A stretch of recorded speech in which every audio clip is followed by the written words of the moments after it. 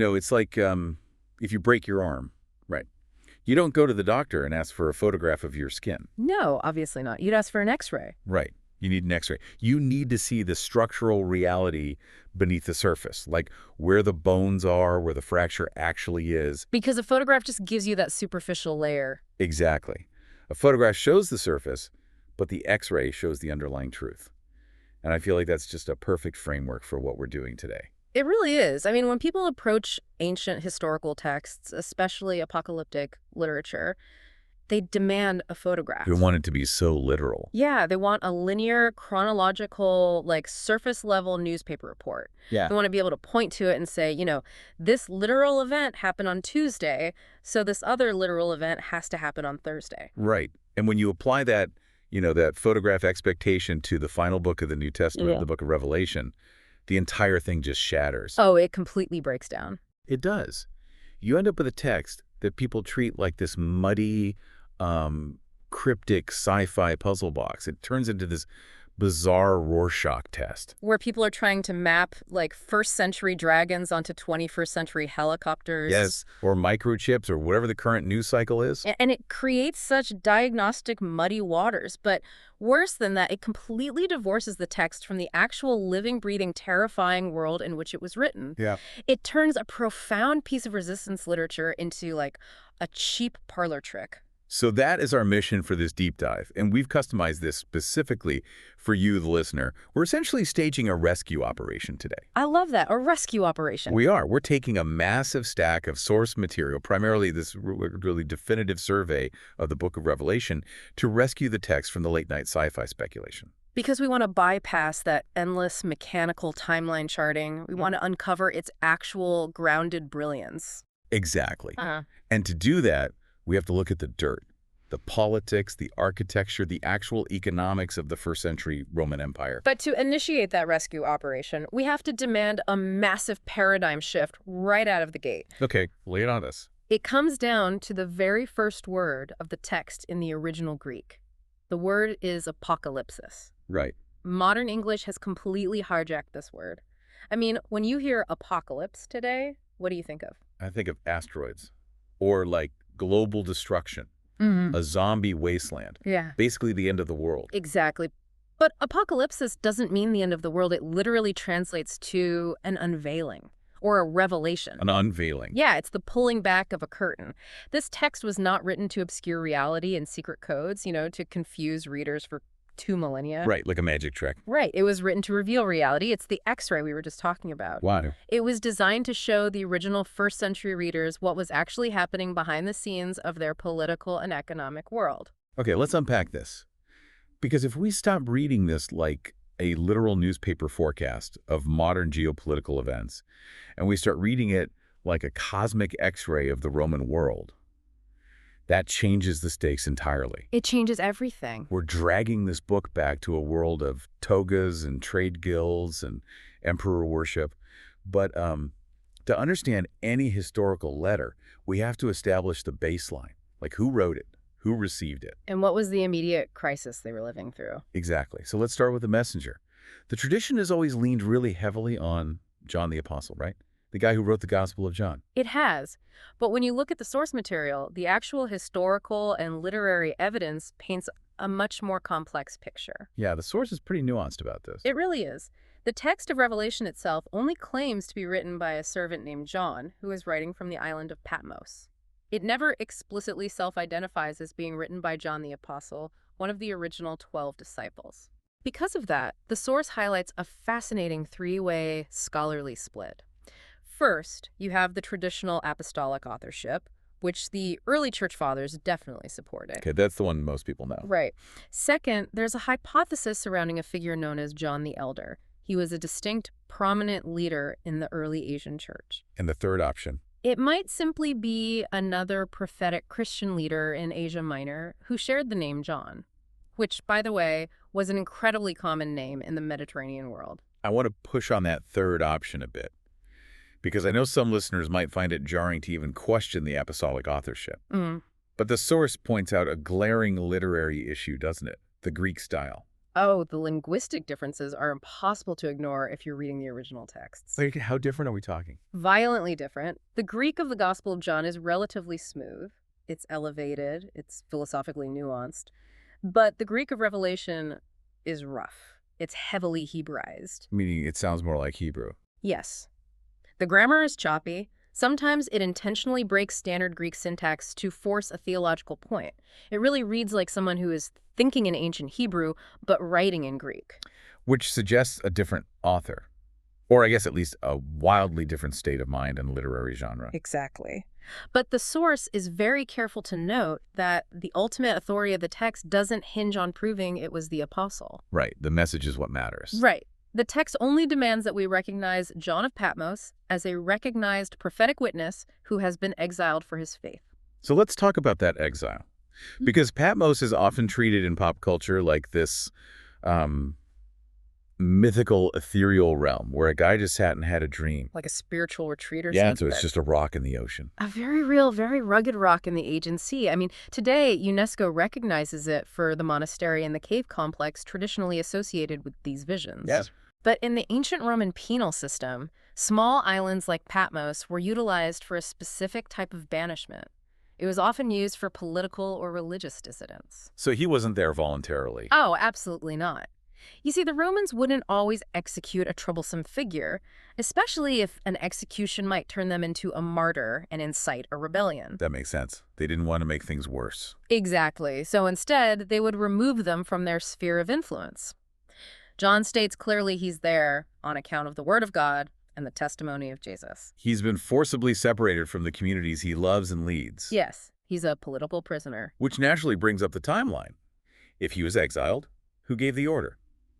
The source outlines the dating debate, which really boils down to an early date versus a late date. Right. A minority of scholars argue for an early date. That places the composition before 70 AD, likely during the reign of Nero. And 70 AD is a huge deal because of the temple, right? Massive. The destruction of the Jewish temple in Jerusalem in 70 AD was a cataclysmic shockwave for both Jewish and early Christian communities. So some argue the visions in Revelation reflect the agonizing buildup to that localized apocalypse. Okay, but that's the minority view. It is. The overwhelming consensus across contemporary scholarship and the position our source material heavily bases its analysis on is the late date. And when is that? That places the writing around 92 to 96 AD during the reign of the Roman Emperor Domitian. Now, setting this during the Domitianic period completely reframes the historical tension for me. How so? Because we all have this deeply ingrained cultural image of early Christians under Rome. We picture the Colosseum, right? We picture lions, gladiators, and this massive top-down, empire-wide terror apparatus trying to hunt down every single believer. Like a Hollywood movie. Exactly. Yeah. But the source provides a really crucial correction regarding how the Domitianic persecution actually functioned. It wasn't like that. Not at all. The historical and archaeological record gives us a much more suffocating picture. Domitian did not establish a universal secret police terror campaign kicking down doors from Britannia to Egypt. Wait, really? So it wasn't this massive manhunt? No. What the Christians in the Roman province of Asia faced was an intense, localized, and relentless societal pressure to conform. Societal pressure. Yes. You have to remember, the province of Asia was wealthy, it was highly urbanized, and they were fiercely proud of their relationship with Rome. They were heavily invested in the imperial cult. Okay, let's define the imperial cult for the listener, because it's not just a fringe religious group. It was the operating system of the empire. It was the glue that held the social fabric together. In the Roman worldview, religion and state were indistinguishable. They were the same thing. So you couldn't be a good citizen without being part of the religion. Exactly. You proved your loyalty to the empire and your gratitude for the Pax Romana, the Roman peace, not just by paying your taxes, but by honoring the local deities. And honoring the emperor. Crucially, yes, burning incense to the genius or the divine spirit of the emperor. It was considered a basic civic duty. Wait, so it was less like an action movie villain hunting them down and more like a suffocating social and economic squeeze. That's a great way to put it. Like being locked out of your town's economy because you wouldn't pledge allegiance to the local patron. That is the precise dynamic. Mediterranean culture operated heavily on an honor-shame axis. Civic life, the public markets, the local festivals, the trade guilds, They were all intertwined with temple religion. Give me an example of how that would work for an average person. Okay, say you were a coppersmith. Your trade guild would hold its monthly banquet in the dining hall of a pagan temple. A business dinner in a temple. Right. And the meat served at that dinner would have been sacrificed to an idol, and the entire meal would begin with a libation poured out to the emperor. Wow. And if you, as a Christian, refuse to attend, because you can't participate in idol worship. If you refuse, you aren't just viewed as having a private, quirky religious preference. You're viewed as antisocial. You are unpatriotic. You're a bad neighbor. Worse than that, you're a threat to the economic stability of the town. Because if the gods get angry at your disrespect, they might send an earthquake or a famine. Oh, wow. So they blame you for natural disasters. Yes, so that refusal leads directly to social marginalization. Your business is boycotted. You're ostracized. And I imagine that localized hostility could escalate? Oh, it could easily bubble over into severe violence, imprisonment, and occasionally execution by local magistrates who are just trying to keep the peace. This shifts the entire tone of the book for me. It really does. It stops being a survival manual for some future global military apocalypse, and it becomes a manifesto for resisting immediate cultural assimilation. Yes. John is writing to people who are being slowly crushed by their neighbors. And that reality is captured perfectly by two vital Greek words that our source highlights: thlipsis and hypomone. Okay, what do those mean? Thlipsis means tribulation, pressure, or affliction. When John addresses his readers, he says he shares with them in this thlipsis. He's feeling it too. Right. And he doesn't describe it as a distant future event that they're waiting for. It is their present, daily, suffocating reality. And the necessary response to thlipsis is hypomone. Yes. Endurance. You. Steadfastness. The capacity to hold your ground under immense weight. The book is fundamentally designed to foster hypomone. To help them endure. Exactly. To help these believers endure a present, crushing reality with faithful allegiance to Christ, rather than compromising just to make their lives easier. So knowing that this pressure was incredibly localized and economic naturally leads us to look at the exact locations receiving this letter. Because John isn't just shouting into the void, right? No, he's writing to very specific people. He's writing to 7 real, geographically distinct cities in Roman Asia Minor. Because Revelation is a fascinating hybrid of genres. We think of it as heavily apocalyptic and prophetic, but it's actually entirely wrapped in an epistolary frame. It's a letter. A letter meant to be read aloud. Yes, to specific congregations: Ephesus, Smyrna, Pergamum, Thyatira, Sardis, Philadelphia, and Laodicea. And those weren't just random choices pulled out of a hat. Not at all. They formed a natural circular postal route along the major trade arteries of the province. You know, the section of the source material dealing with the archaeology of these 7 cities, that's where the X-ray metaphor really shines for me. It's incredible, isn't it? Because when you just read the text, the messages to these churches sound like generic spiritual metaphors, but they're actually hyper-local, biting, almost sarcastic commentary on the physical and economic realities of these towns. They're highly targeted. Let's look at Laodicea. I know we always think of them as the lukewarm church, but there's so much more going on there archaeologically. Laodicea is the absolute masterpiece of John's localized critique. Historically, it was an obscenely wealthy banking and commercial center. Like Wall Street level wealth for the ancient world. Pretty much. They also possessed a famous medical school that produced a highly sought-after Phrygian eye salve. So finance and big pharma. Right. Furthermore, they crossbred a specific type of sheep that yielded a glossy raven black wool, which made them a powerhouse in the luxury textile industry. So they're rich. They're very rich. They were so financially secure that when a massive earthquake devastated the region in 60 AD, Laodicea famously refused imperial disaster relief funds from the Roman Senate. Wait, they turned down free money from Rome? Yes. They essentially told Rome, keep your money, we can rebuild ourselves. The absolute arrogance of self-sufficiency. So when John writes the letter to Laodicea and quotes them saying, I am rich, I have prospered, and I need nothing, he's holding up a mirror to their civic pride. Exactly. But then the X-ray kicks in. He says, you do not realize that you are wretched, pitiable, poor, blind, and naked. It's devastating. He completely dismantles the 3 pillars of their economy in one breath. Like, he tells them to buy from me gold refined by fire, attacking their banking system. Right. He tells them to get white garments to clothe you, a direct shot at their famous black wool. And he tells them to get salve to anoint your eyes, mocking their medical industry. It is brilliant, targeted subversion. He's telling them that their economic security is a total illusion. Their material wealth has insulated them from recognizing their intense spiritual poverty. And then he uses the famous water analogy, the lukewarm water. Yes, he says they are lukewarm and neither hot nor cold. Which, again, is not just a spiritual platitude about, not having enough enthusiasm for church. It's a geographical insult. Exactly. Laodice had a major engineering flaw. Poor local water sources. They had to pipe their water in via aqueduct. So it traveled a long way. Right. And by the time it reached the city, it was tepid. It was full of calcium carbonate and literally nauseating to drink. Yeah. And you have to remember, they sat geographically between Hierapolis, which was famous for its healing therapeutic hot springs, and Colossae, which was known for its refreshing, life-giving cold mountain springs. Oh, wow. So they're stuck in the middle with the bad water. Laodicea's water was useless for healing and useless for refreshing. It just made you sick. So John is telling the church that their compromise with the empire has made them as spiritually nauseating as their own municipal water supply. That level of detail proves John wasn't just guessing from an island. He knew the pressure points of these communities intimately. He really did. What about Philadelphia? The source notes a history of seismic trauma there as well. Philadelphia was situated on a highly active major fault line. In AD 17, a catastrophic earthquake leveled the city. Just leveled it. And the aftershocks continued for years. The Roman historian Strabo wrote that the residents lived in constant, agonizing fear. I can't even imagine. They would frequently abandon the city walls to live in huts in the open country because the masonry kept falling on them. So they were terrified of being indoors. Exactly.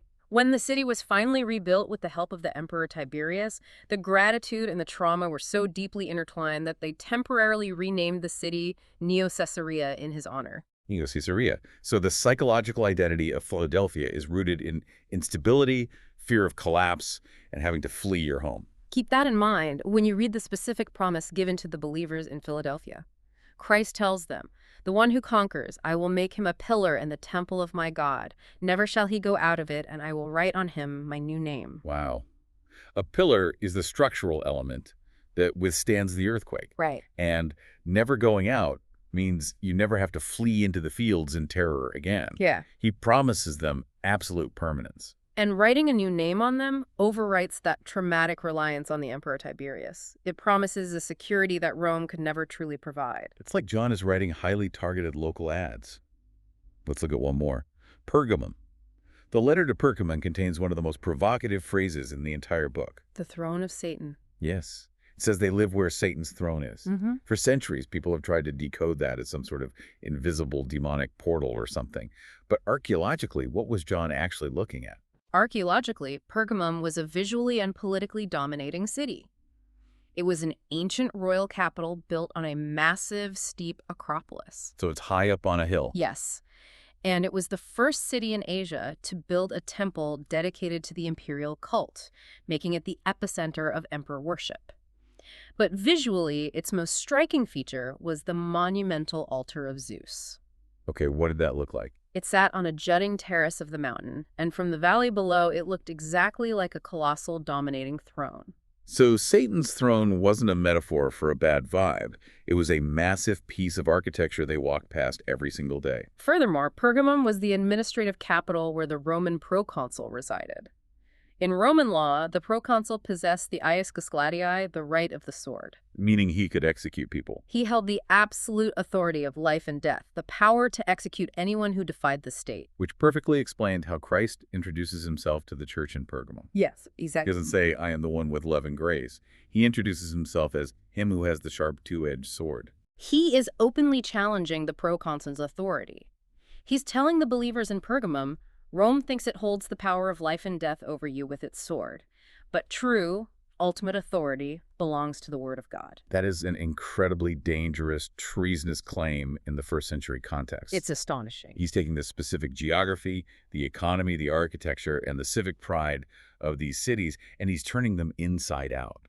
He's showing them that this honor-shame Mediterranean world, the provincial coinage they rely on, the trade guilds they join, is fundamentally compromised by a systemic idolatry that is trying to consume them. And understanding that local economic tension is the only way to validate the premise of the broader book. Right, you can't just jump to the dragons. No, you cannot understand the cosmic battles in Revelation without understanding the soil it grew out of. If refusing an idolatrous feast in Thyatira meant you couldn't be in the Bronze Workers Guild and therefore couldn't feed your family, you begin to understand why the temptation to compromise was so overwhelming. Which perfectly transitions us into the structure of the book itself. Because once you get past those 7 incredibly grounded local letters in chapters 2 and 3, you hit chapter 4, and the text just explodes. It really does. Suddenly we're dealing with dragons, beasts, bowls of wrath, multi-headed monsters. And if we don't understand how John constructed these visions, we are going to get completely lost. The architectural structure of Revelation is just as important as the historical context. Structure is where most modern readers completely derail. Because we're conditioned by novels and history books, we instinctively try to read Revelation as a strict chronological timeline. Right. We think page 1 happens, then page 2 happens. Exactly. We assume that seal 1 happens, followed sequentially by seal 2, and then the 7 trumpets happen, all in a flat, linear sequence moving toward the end of time. But the source material details a major structural debate, concluding that reading it linearly basically breaks the text. Instead, it operates on a literary principle called recapitulation. Recapitulation. It's the idea that the book is not moving forward in a straight line, but rather cycling through the same span of history multiple times. Wait, cycling through it? Yes. The consensus among scholars who analyze its literary framework is that Revelation gives us a series of overlapping visions that recapitulate or retell the story of the church age from different perspectives. I want to use an analogy here to make sure this is crystal clear for you listening. Think about how a modern heist movie is structured. Oh, that's a good comparison. Let's say there's a 10-minute sequence where a bank is robbed. Hmm. A linear movie shows the robbery once, and then the thieves drive away. But a complex heist movie might show you that exact same 10-minute robbery from 3 different characters' perspectives. Right. First, you see it from the getaway driver, anxiously waiting in the alley. Then the timeline completely rewinds, and you watch the exact same 10 minutes from the perspective of the vault cracker sweating inside. Then it rewinds again, and you see it from the perspective of the police chief setting up a perimeter across the street. That is an excellent framework. The bank robbery isn't happening 3 separate times. The timeline hasn't advanced. Exactly. You are simply seeing different angles, different thematic layers of depth of the exact same event, all building toward the final getaway. And if you apply that heist movie logic to Revelation, the confusing parts suddenly make perfect sense. We have the 7 seals, the 7 trumpets, and the 7 bowls. And if you read them chronologically, the end of the world seems to happen multiple times. Right. The stars fall from the sky, and the islands flee away in chapter 6. But then a few chapters later, people are sailing ships on the ocean again. It makes no logical sense as a timeline. Because it's not a timeline. The seals, trumpets, and bowls are new camera angles on the same era of history, the time between Christ's resurrection and his final return. They're different perspectives on the same era. They cycle through this period, but with increasing intensity and different thematic focuses. The seals might show the suffering of the church, while the trumpets focus on God's warning judgments to the empire, and the bowls focus on the final pouring out of justice. They all overlap, moving us closer to the final consummation. And the camera lens John is using for all of these overlapping visions is entirely manufactured in the Old Testament. I feel like this is another major blind spot for modern readers. It's arguably the biggest blind spot. We try to read these symbols through the lens of modern current events, but John is using an ancient vocabulary. Revelation is, without question, the organic consummation of the canonical storyline. The source is very emphatic about this. John does not introduce brand new alien concepts out of nowhere. He's not making things up. No. He is gathering up the entire symphony of the Old Testament creation, covenant, the exodus from Egypt, the temple architecture, the exile in Babylon, and bringing it into one grand finale. There are hundreds of allusions to the Old Testament, particularly the books of Exodus, Daniel, Ezekiel, and Zechariah. So when John describes a beast coming out of the sea, a first-century Jewish Christian audience wouldn't be trying to figure out which modern politician it looked like. Definitely not. They wouldn't need a secret decoder ring. Their decoder ring was their scroll of Daniel. In Daniel chapter 7, beasts rise from the sea to represent oppressive, arrogant human empires. John is utilizing a deeply established symbolic vocabulary. So they immediately get the reference. Exactly. When he describes plagues of blood, frogs, and locusts, his audience immediately thinks of the Exodus, recognizing that God is once again deconstructing a false empire to liberate his people. Let's talk about how John uses that vocabulary to specifically challenge the Roman Empire. The source highlights a profound linguistic choice regarding the Greek word pantokrator, Yes, Pantocrator translates to the Almighty, or the ruler over all. which is a heavy title. In the socio-political reality of the first century, the Roman emperor actively styled himself as the ruler of the earth and sea. Emperor Domitian even demanded to be addressed in official correspondence as Dominus et Deus Noster, our Lord and God. He claimed ultimate sovereignty. But John takes the word pantokrator and repeatedly, exclusively applies it to God on his throne. It is a direct, subversive linguistic strike. It unmasks Rome's propaganda. Every symbol John uses: horns to denote strength, eyes to denote omniscience, specific numbers like 7 to denote completeness. They are all deployed to prove that the emperor is an imposter. The emperor is not the pantokrator. No, the emperor is just a beast. If the structure is a series of repeating camera angles and the language is deeply rooted in the Old Testament, let's actually walk into the narrative. Let's look at how this cosmic X-ray unfolds. Where do we start? We have to start in chapters 4 and 5, which I would argue is the most important room in the entire book, the heavenly control room. Chapters 4 and 5 serve as the theological anchor for everything that follows. Before John is allowed to see the suffering and chaos on earth, he is taken up in the spirit to see the throne room of heaven. What does he see? The imagery is overwhelming. God is enthroned, surrounded by a sea of glass, 24 elders and 4 living creatures in a state of perpetual, thunderous worship. It's meant to be awe-inspiring. The contrast is immediate and deliberate. John is showing the marginalized Christians that despite what the proconsul in Pergamum claims, the true center of the universe is not the Palatine Hill in Rome. The true throne is in heaven. But there is a massive tension introduced in chapter 5. God is holding a scroll in his right hand sealed with 7 seals. Right. And based on our Old Testament matrix, this scroll represents God's redemptive plan, the ultimate destiny and resolution of human history. But a strong angel asks, who is worthy to open the scroll? And the answer is terrifying. No one in heaven or on earth or under the earth is found worthy. John actually starts weeping bitterly. Why? Because if no one can open the scroll, history is gridlocked. It means evil wins. Exactly. It means the suffering of the churches in Asia Minor is meaningless, and the empire will just continue to crush people forever. Despair is palpable in the text. But one of the 24 elders tells John, "Weep no more. Behold, the Lion of the tribe of Judah, the Root of David, has conquered, so that he can open the scroll." Okay, pause here. John hears the announcement of a lion. In the Jewish expectation, and certainly in the Roman understanding of power, a conquering lion is the ultimate symbol of predatory military dominance. It is an image of ripping your enemies to shreds. Right, so John turns to look at this ferocious military messiah. But he doesn't see a lion, he sees a lamb. And not just a lamb, but a lamb looking as though it had been slaughtered. Wow. The Greek word utilized here is arnein. It is Revelation's dominant, defining title for Christ. What's fascinating here is the subversion of expectations. It's breathtaking. The lion is the lamb. The elder announces a conquering predator, but the visual reality is a sacrificed victim. But how does a slaughtered lamb conquer anything? By entirely redefining what power is. The text says that the lamb's royal worthiness, the Greek concept of axios, is intrinsically tied to his slaughter. He is worthy to take the scroll because he was slain, and by his blood he ransomed people for God. So it's the exact opposite of Roman power. Rome maintained the Pax Romana through brute force, intimidation, and the cross. They conquered by inflicting violence. The Lamb achieves cosmic victory through self-giving, sacrificial love. He absorbs the violence of the empire and defeats it through resurrection. That is the ultimate paradigm shift. If the believers in Asia Minor are going to endure, they have to realize that true power doesn't look like a Roman legion. It looks like the Lamb.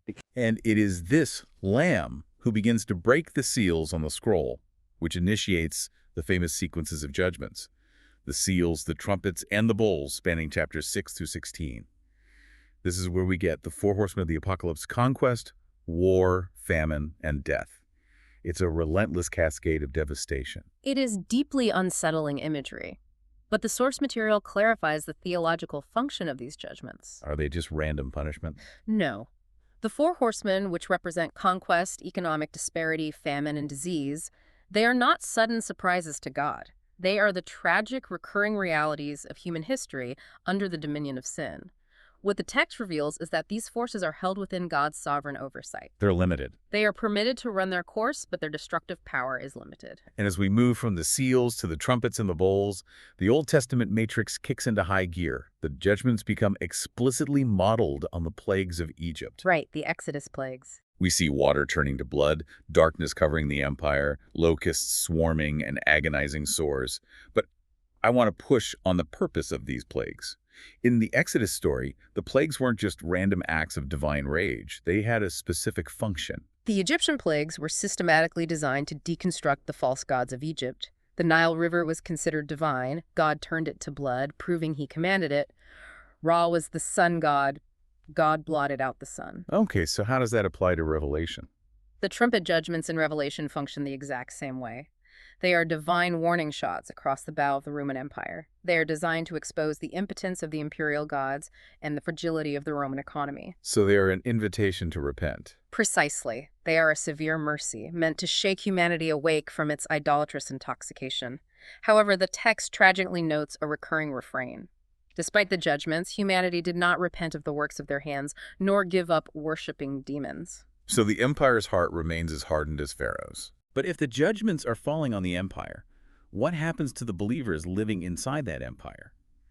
Because chapter 7 introduces a crucial concept, the sealing of the 144,000. The sealing, yes. Before the destructive winds are unleashed, an angel places a seal on the foreheads of the servants of God.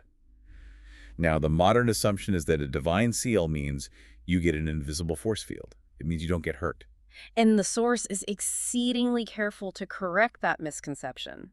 In the theology of Revelation, divine protection, the sealing, does not equate to physical exemption from suffering. It doesn't mean you get beamed out of danger. It means preservation through the danger.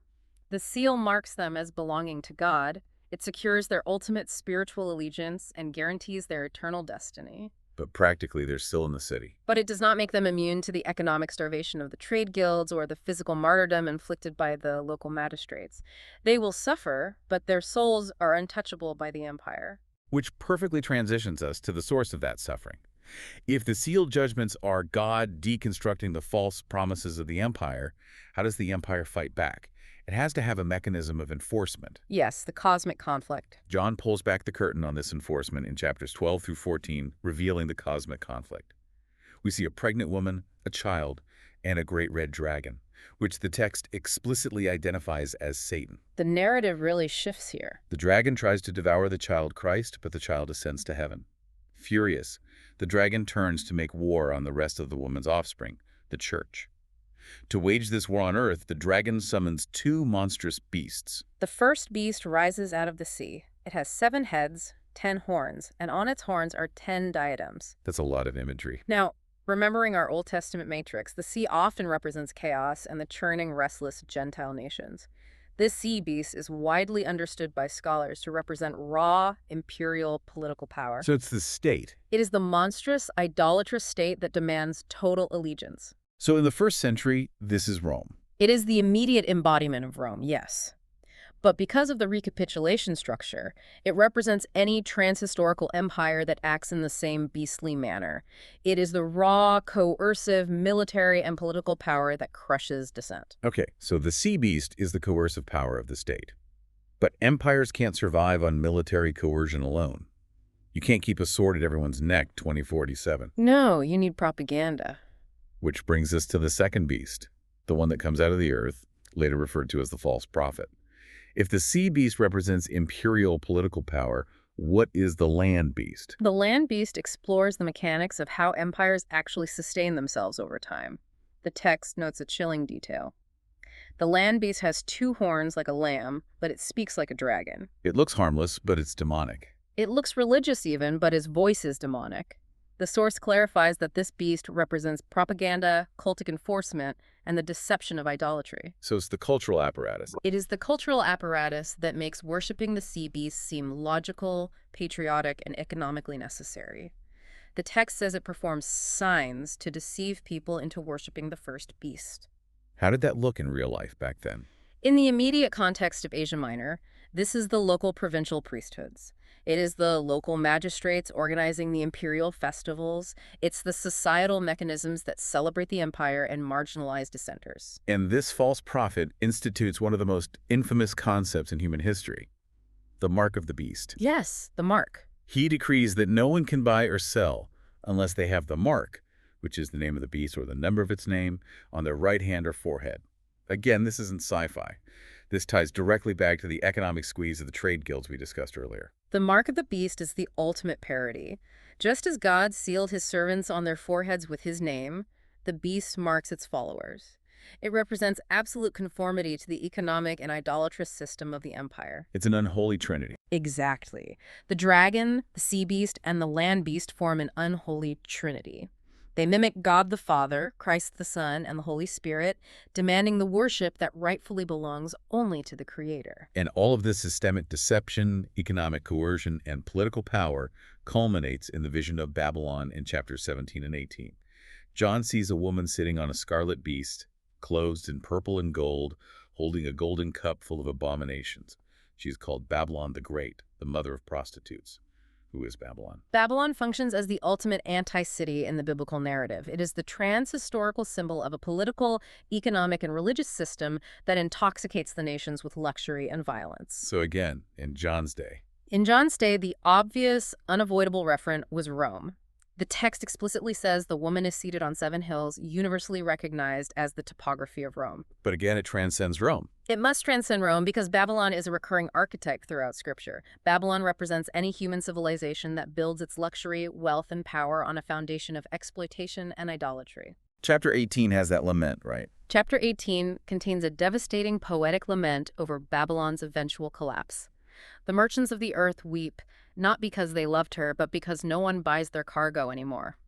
The text lists all the trade goods: gold, silver, jewels, fine linen, cinnamon, wine, oil, horses, and chariots. And then it ends with the most chilling line. It ends the cargo list with, and slaves, that is, human souls. Human souls. That is the X-ray of the empire. It exposes the utter moral bankruptcy of a civilization that treats human beings as disposable commodities to fuel its own endless consumption. Because these symbols are so incredibly potent, the beasts, the marks, Babylon, they have naturally sparked intense, sometimes ferocious debate over the centuries. Oh, absolutely. Our source material dedicates a substantial section to navigating these hot-button debates, and I think it's crucial we look at them objectively, relying purely on the historical and textual synthesis provided by the source, rather than leaning into modern sensationalism. Let's start with the most famous number in history, 6666. In chapter 13, John calls for the reader to use wisdom to calculate the number of the beast, stating it is the number of a man, and its number is 666. Right. To understand this, the source explains the ancient practice of gematria. In the ancient world, languages like Hebrew and Greek did not have separate characters for numbers. They used their alphabet. A was 1, B was 2, and so on. Therefore, every name or word had a numerical value. Like a mathematical anagram. Exactly like an anagram. And the most historically plausible, widely accepted first-century referent for the number 666 is Nero Caesar. If you take the Greek rendering of Nero Caesar and transliterate it into Hebrew characters, the numerical value adds up precisely to 666. Okay, I have to play devil's advocate here. If it was simply Nero, why didn't John just write Nero? Why hide it behind a math puzzle if, as we established, this book is an apocalypsis meant to unveil reality? That is a brilliant question. There are 2 reasons. First, writing a manifesto explicitly condemning a Roman emperor by name while you are already a political prisoner is suicidal. Fair point. The symbolic code provides a layer of necessary political protection for the congregations reading it. But secondly, and more importantly, the number carries profound theological weight beyond just identifying Nero. Because Nero was already dead by the time Domitian was ruling, right? Yes. Nero had launched a horrific, localized persecution against Christians in Rome after the Great Fire in AD 64. For the early church, he became the archetype of a beastly ruler. But the number itself means something. But the number 6 transcends him. In biblical numerology, 7 is the number of divine completeness and perfection. 6 is the number of humanity created on the 6th day, but it falls short of 7. It represents human incompletion, failure, and rebellion. So it's a trinity of sixes. Therefore, 666 is the ultimate trinity of human failure. It represents a broader, transhistorical, anti-God pattern that reappears whenever the state demands absolute worship. Domitian was acting in the spirit of Nero. He was a new manifestation of the 666 pattern. Let's move to the next hot button debate. The 144,000. We discussed them earlier, receiving the seal of protection. Who are they actually? Because some traditions treat this as a very exclusive, literal club. The debate hinges on whether to interpret the number literally or symbolically. Some theological frameworks argue that the 144,000 represent a literal group of ethnic Israelites, 12,000 specific individuals from each of the 12 tribes who will have a distinct role in future eschatological events. And the alternative view. The alternative view, which is strongly supported by the heavily symbolic nature of Jewish apocalyptic literature, is that the number is a symbolic totality of God's covenant people. Explain the math behind the symbols in there. It's 12 multiplied by 12 multiplied by 1,000. 12 represents the tribes of Israel, the Old Covenant people. The second 12 represents the apostles, the foundation of the New Covenant church. And the 1,000. And 1,000 is a standard ancient multiplier, indicating immense completeness or military vastness. So 144,000 isn't a quota. It's a symbolic declaration that the complete, unified, innumerable people of God are known and protected by him. The source impartially outlines both views, but notes that the literary genre heavily leans towards symbolic interpretation. Which leads us directly into the biggest theological battlefield of them all. The millennium in Revelation 20, the 1,000-year reign. This single chapter has divided entire denominations. It really has. Revelation 20 describes an angel binding Satan and throwing him into a bottomless pit for 1,000 years. During this time, the martyrs and saints reign with Christ. Afterward, Satan is briefly released, launches a final rebellion, and is ultimately defeated, leading to the Great White Throne Judgment. So what are the debates? The source highlights how this passage birthed three major historical frameworks. Let's walk through those three frameworks, maintaining strict impartiality on which one is right. What is premillennialism? Premillennialism generally interprets the text linearly.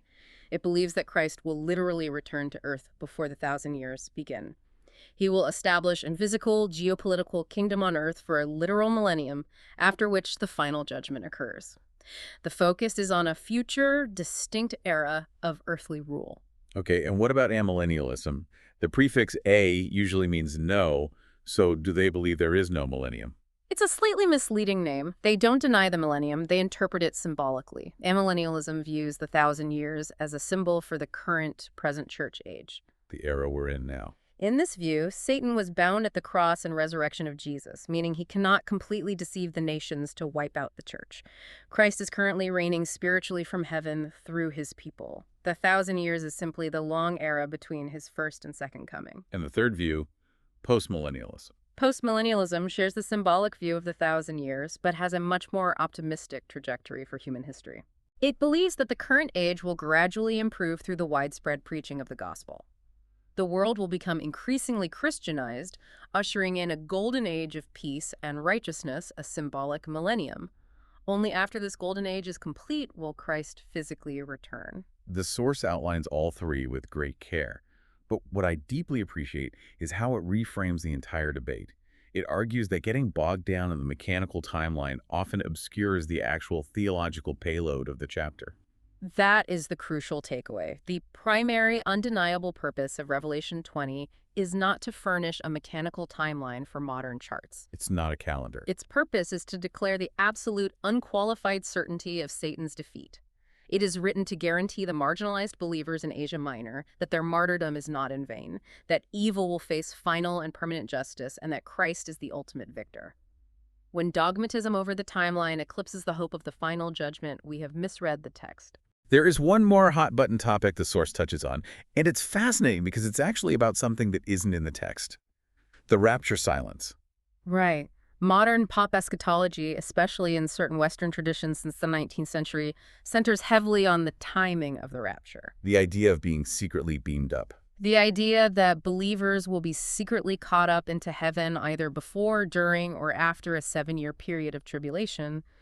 The source respectfully but clearly points out that Revelation itself does not explicitly teach this specific framework. So it's just not there. The complex mechanics of a separate secret rapture event, distinct from the final visible return of Christ, are simply absent from John's visions. The advice for you, the listener, is vital here. Yeah. Be incredibly careful about building absolute theological certainty from a text's silence. If John didn't make a secret rapture the focal point of his unveiling, perhaps we shouldn't make it the absolute litmus test of our theology. We need to focus on what he does say. We need to focus on what John does emphatically show us. And what he shows us, after all the dragons, the judgments, and the fall of Babylon, is the canonical climax. All of this chaos leads us to the very end of the Bible, which surprisingly looks a whole lot like the very beginning. This is where the redemptive historical analysis of the source material reaches its peak. Revelation chapters 21 and 22 do not merely serve as the conclusion to the book of Revelation. They are designed to function as the grand conclusion to the entire Christian Bible. And how they do that? And they achieve this by perfectly mirroring Genesis chapters 1 through 3. The symmetry is breathtaking once you see it. In Genesis, the story begins with the original creation of the heavens and the earth. We are placed in a garden environment. There is a river flowing out of Eden. There is a marriage between Adam and Eve. And then it all falls apart. And tragically, due to the introduction of sin and rebellion, humanity is exiled and loses access to the tree of life. The ultimate tragedy. But in Revelation, the narrative arc resolves. We do not move to a completely alien realm. We move to a new creation. The garden returns, but now it is city garden, the New Jerusalem. Everything is restored. The river returns as a crystal-clear river of the water of life flowing from the throne. The marriage motif returns as the ultimate marriage supper of the Lamb and his bride, the church. And finally, the restored tree of life stands on either side of the river, and its leaves are explicitly said to be for the healing of the nations. The curse is reversed. But I want to zero in on the wording John uses when God speaks from the throne. God says, "Behold, I'm making all things new." Our English translation misses the nuance of the Greek word used there, which is kainos. Why is kainos so significant? Because Greek has two primary words for new. The word neos means brand new in time, something that has never existed before. Like a totally new invention. If you throw out an old broken car and buy a completely different model off the lot, that is neos. But John uses the word kainos. Kainos means new in kind or renewed and restored to its ultimate purpose. The implication there is massive for how we view the physical world. It changes everything. The final horizon of the biblical story is not an escape plan. The idea that humanity's ultimate destiny is to abandon a ruined physical earth and float on ethereal clouds in a disembodied spiritual realm is a Greek philosophical concept, largely derived from Plato. It's not in the text. It is not a biblical concept. The final horizon in Revelation is the redemption, renewal, and vindication of the physical creation. The New Jerusalem doesn't hover in space. John explicitly sees it coming down out of heaven to earth. God's dwelling place is finally, permanently, physically merged with humanity. Here's where it gets really interesting for me, though. I want to highlight another detail from the climax that ties all the way back to the local history we discussed. The imagery of the marriage supper of the Lamb, chapter 19.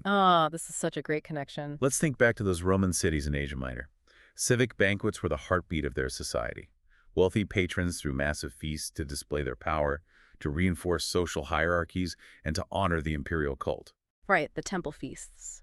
If you were a Christian who refused to participate in those idolatrous banquets, you were locked out. You felt the social sting of exclusion every single month. You are the outcast.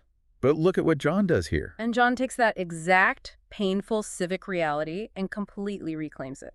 He tells these marginalized, socially ostracized believers, you are invited to the ultimate banquet. The real feast. The Roman feasts are cheap, fading imitations. The marriage supper of the Lamb is the true eternal celebration. It is the ultimate countercultural vindication. So, we have traveled from a rocky island in the Aegean Sea, through the suffocating trade guilds of Asia Minor, into the heavenly control room, and finally to the renewal of all creation. John wrote this masterpiece to 7 ancient cities dealing with Emperor Domitian. But the question remains, what is the mission of this text for you today? Exactly. Why does this matter now? If you're listening to this on your commute or while cooking dinner, why does this highly symbolic first-century X-ray matter to your life right now? The source material synthesizes the core message of Revelation into what it terms a worship-shaped theology. Revelation insists, from chapter 1 to chapter 22, that doctrine is never detached from allegiance. You can't just have right beliefs. The fundamental premise of the book is that every single human being worships something. We are all giving our ultimate allegiance, our time, our money, and our identity to some underlying system. Revelation pulls back the curtain to disclose whom and what you are actually worshiping. Because the beast didn't die when the Roman Empire fell. The X-ray still works. The modern beast is alive, well, and highly active. Modern culture still forms loyalists just as effectively as Rome did in the first century. It doesn't always use a literal sword. What does it use now? Often it uses spectacle. It uses endless, mind-numbing consumption. It uses the fear of the other, and it relies heavily on political mythology to demand allegiance. The beastly pattern appears wherever power demands unquestioning loyalty. Same pattern, just different clothes. Wherever truth is manipulated by propaganda, which is the modern false prophet, and wherever commerce and luxury become an idol that exploits human beings, the critique of Revelation is completely, piercingly transhistorical. This book asks you, the listener, a very direct and pointed question. What empire are you unconsciously pledging allegiance to right now? What are you purchasing? What are you celebrating? Or what are you calling normal simply because society dictates it? It's a hard question to answer. Are you compromising your integrity because the modern equivalent of a trade guild demands it for your career advancement? It acts as an audit of your allegiance. But crucially, the book doesn't just diagnose the disease of empire, it provides the specific mechanism for survival. How do we survive it? It tells us exactly how the people of God overcome the beast. In chapter 12, John writes, "And they have conquered him by the blood of the Lamb and by the word of their testimony, for they loved not their lives even unto death." Okay, break those words down for us. The Greek word for witness or testimony is martyria, from which we derive the English word martyr. And the word for conquer is nikah. So the way to conquer, the way to achieve true nikash, is not by taking up a sword. It is not by gaining political dominance, passing legislation, or crushing your cultural enemies with superior force. No, that is how the beast conquers. The church conquers by faithful testimony. You conquer by modeling the slain lamb. You achieve victory by suffering faithfully, by maintaining your allegiance to God's truth, even when it costs you your social standing, your economic security, or your life. That's a completely upside-down view of victory. The Lamb's pattern of self-giving, sacrificial love is the church's pattern. That is the deeply practical, ministerial lesson of the entire book. It offers profound hope to anyone facing injustice, persecution, or simply the exhausting daily pressure to conform to a compromised culture. It means your endurance actually matters. It declares that evil's power is an illusion, that faithful witness is deeply meaningful, and that the future belongs entirely to God. Let's wrap up this deep dive. We started by comparing the book of Revelation to an X-ray, noting how frustrating it is when people try to read it as a surface-level, linear photograph of modern events. Because it just doesn't work that way. Through the incredible historical and theological synthesis of our source document, we've seen that it is actually a brilliant, locally grounded letter. It utilizes cosmic Old Testament imagery to pull back the curtain on the true reality facing 7 ancient churches under extreme societal pressure. It isn't a timeline to solve. It is a vision to obey. It exposes the seductive, violent power of empire and calls for unyielding endurance in the way of the Lamb. And to leave the listener with a final thought to mull over, building on the trajectory of these sources, I think we have to return to the image of Babylon. Okay. If Babylon represents any human system that builds luxury, security, and power at the expense of righteousness and human souls, the text issues a direct, non-negotiable command to believers. Come out of her, my people, lest you take a part in her sins.